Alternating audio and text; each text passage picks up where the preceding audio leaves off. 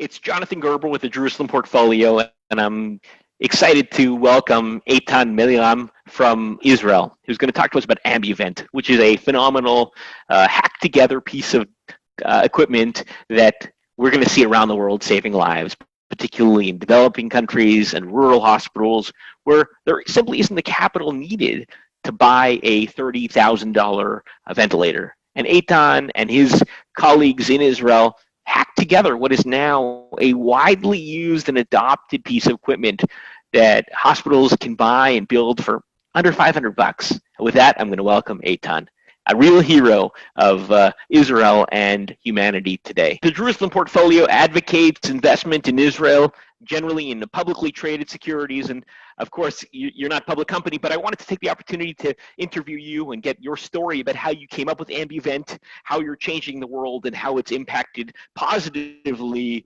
medical treatment through Corona. But also, Eitan, how this is becoming a permanent solution to underprivileged or developing countries around the world, having access to a ventilator at a few $100s a device. So thank you very much, Eitan. With that, please tell me a little bit about yourself and your company. On my background, I have a PhD in digital communications. I'm teaching at the Hebrew University for a couple of years. I used to work for the Prime Minister's office as a consultant for all digital things for the state of Israel.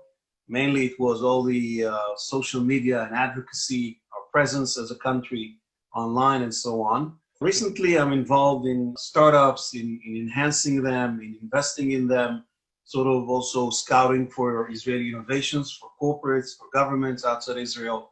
That's what I do for my daily life. And in mid-March, I was watching online a small picture and ad saying that here's this guy from the army who developed a robotic arm to make the Ambu bag work without the hands of the physician. And this is for a case where the number of patients will become exponential, and you're going to exhaust all your resources at the ICU ventilators. Then what would you do? You won't let people, of course, die in the parking lot. You have to resuscitate them. So here comes this idea of let's do something around the Ambovent. Dr. David Elkahar, which is his PhD is in robotics, took about 4 hours to build a robotic arm to press the Ambu and get the oxygen out for the patients. And he took this device to a colleague at the ICU unit at Ichilov Hospital in Tel Aviv. And this physician told him, listen, this is a very nice toy. It will definitely help. It will free the hands of a physician or a paramedic. But if you want to do something even better, why don't you put some electronics and algorithms and make something more serious out of this machine? So that's exactly what happened. It took about 10 days to do it. A group of about 60 of us came around David. Some of us are engineers, some of us are entrepreneurs, some of us, have this and that understanding. We became sort of an innovative militia coming out of nowhere and creating this new device called Ambovent. And this device is actually a ventilator built out of basically an Ambu bag that costs, what does it cost to make one of your devices now? Well, the point is like this. I think it took us more time to understand that, but our Ambovent is comprised of very, very simple materials. It have a lot of versatility. It's versatile in the sense that you can build it from different type of materials. You're not locked to just one specific way of doing it or constructing it. If we mass manufacture it as we want to do, the cost is going to be under $1,000 and very close to $500, and it really, really depends on the level of scaling that we're going to go. How much is a normal ventilator from some? Yes. We came to learn that the next level of ventilators are around the $6,000, $10,000. Wow. And above. I mean, the high end of Medtronic, who controls the market, is about $45,000 a unit, $40,000 a unit. Now, most of those are not available anymore in the market. You won't be able to find them. The demand is very high. Medtronic can also only do 500 of them a week, and the American and the Chinese bought 4 years ahead. There was a very serious shortage in supply chain, even for those units who work. And many countries approached us, and that's the part of the development of our story. is that after 10 days, we've released all our specs, all our designs, all our code at GitHub, free to the world. We're in open source code mode and mentality, and say Israel is sharing it with the world. Go ahead and do it yourself and build your own ventilator in your own garage and save your own community and country. And then the world responded by 300 teams who are doing it worldwide, but it developed to be that we got phone calls from heads of states now saying, look, you don't know, but there's a shortage in ventilators, shortage in supply chain, even for those ventilators that we already have. And if we don't start manufacturing massively with you guys, we won't have a solution. So that's a situation that we're in right now. Let's wind the clock back to January, where Italy is announcing to the world that they're out of ventilators and making desperate decisions as to who to put on the vent and who to save. Right. And you guys where are you in the timeline? When did you come up with this idea in the timeline? I think it was mid-March that David started the whole idea. I joined about a few days later, when my role was very interesting. I'm not an engineer. I just posted on my LinkedIn, and I got, after an hour, about 50,000 views and 100 messages coming directly to me. They were all people around the world, asking, how do we get connected to this? This sounds like a solution. We're all very scared, and what's going to happen to our families, to our villages, and so on. The first one, by the way, were the Italians. We had a few physicians calling us from northern Italy, Lombardia. One of them even crying in the phone and saying, this is the best thing I heard in a month now. People are dying. My colleagues are dying. You guys are coming with some breath of hope that we may be able to resuscitate even if we don't have enough machines. And if we run fast, we will be able to build it like yourself in 10 days. I think that was the part that was very interesting to us, to understand that this is beyond the machine. It's about hope. It's about getting people to get out of this depression of sitting at home, in a lockdown situation and waiting for the corona to come and hit. It's sort of looking to the corona in the eyes, saying, look, we're going to do what we were able to do. And it was really fantastic to see how those teams came along. We had about 40 countries connected to us. What we did, we opened for them WhatsApp groups, put like, Israel, Uruguay, Israel, Italy, Israel, England, put everyone in. They didn't know about each other, but they came together as a community of practice because they all wanted to build the Ambovent. And nationally, they started to build their own Ambovent when sometimes police people will take them to bring engines, and everyone is under lockdown. It's amazing to see that.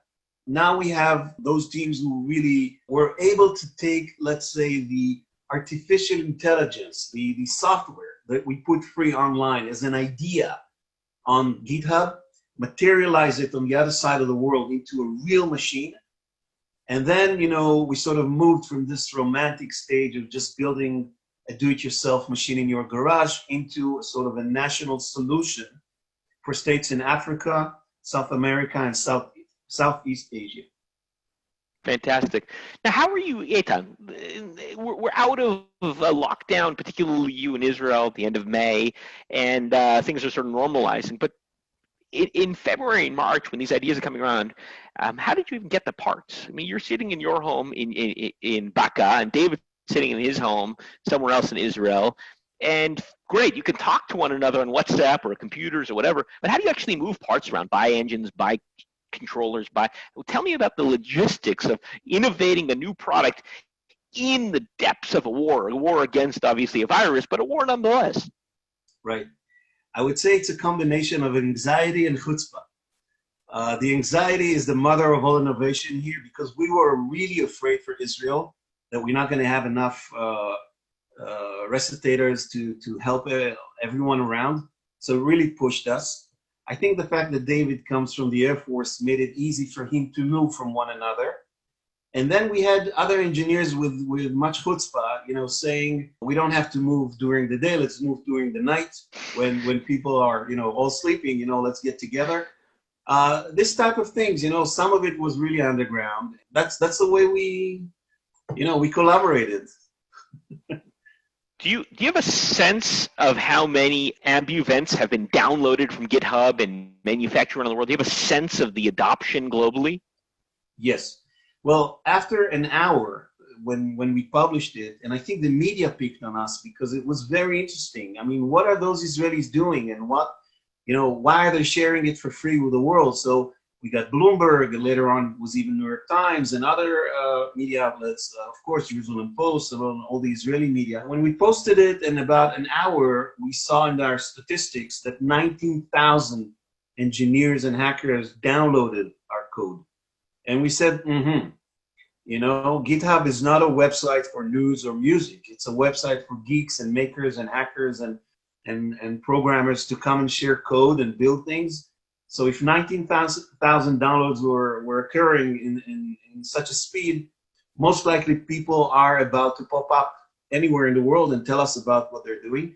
And it's exactly what happened. I mean, they started sending us emails and WhatsApp and so on. And we immediately converged everyone into a community of practice where we opened an Ambovent hive mind over WhatsApp. And it literally, it was really a community of practice working by itself. Israelis are only part of it, but we had Iranian people from Afghanistan, Pakistan. We have love without borders. We shared code without borders. Everybody was welcome to save their families, their own people. It was really phenomenal, still phenomenal to see it. I mean, this community still exists. I understand there was adoption from even countries like Malaysia, which is generally not a country that has diplomatic ties with Israel or good relations, but yet in times of need, you and David were able to save the Malaysian population by providing necessary vents. Tell me about that. I'll tell you again, I think we still have to prove that we saved, but I think we gave a breath of hope and direction to it. By the way, it was a very interesting case. I mean, having Malaysia or Iranian people even sitting in our group, for us, it's like family members. Because why? Because they want to save lives. They don't want to make politics, And we saw the dire situation in Iran and other places. We didn't ask, where are you from? We just helped people with the code and building. But the case of Indonesia was very interesting for us.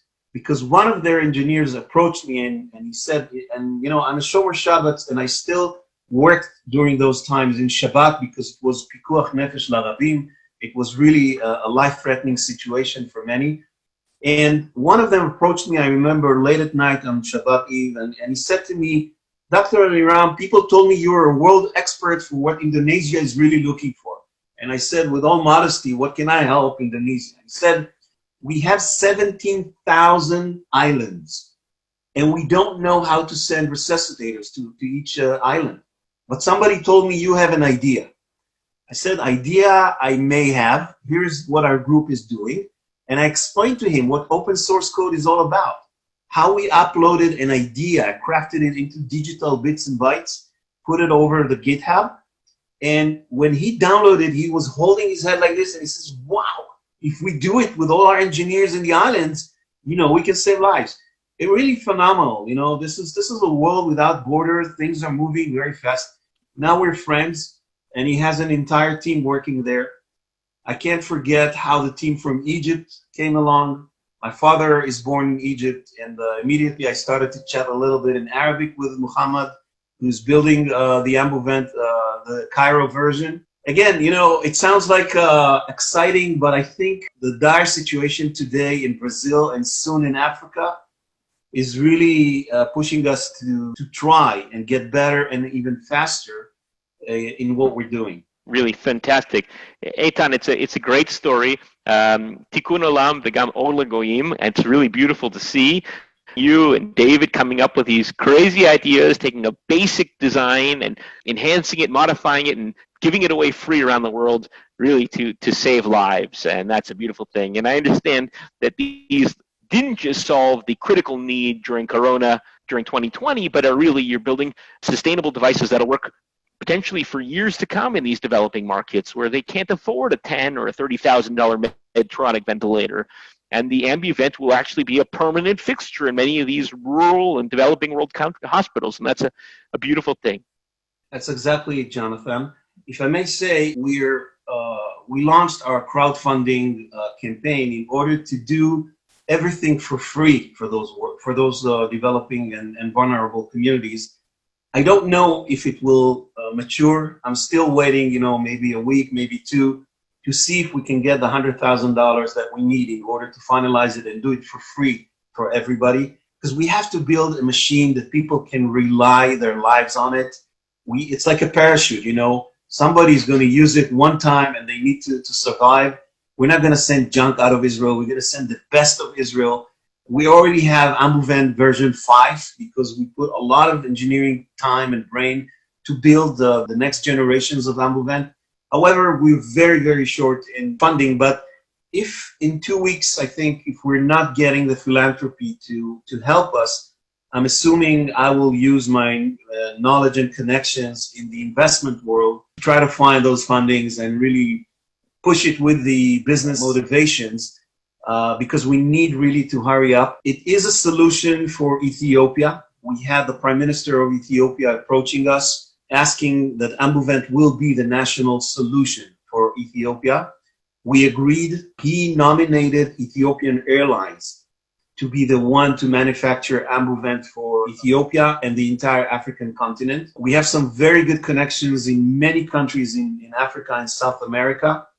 They're all expecting that we will do one thing: finalize the best Ambovent version, get it approved at the Israeli sort of FDA equivalent, which is we're only one test away from that, in 18,000 shekels, which we're raising now.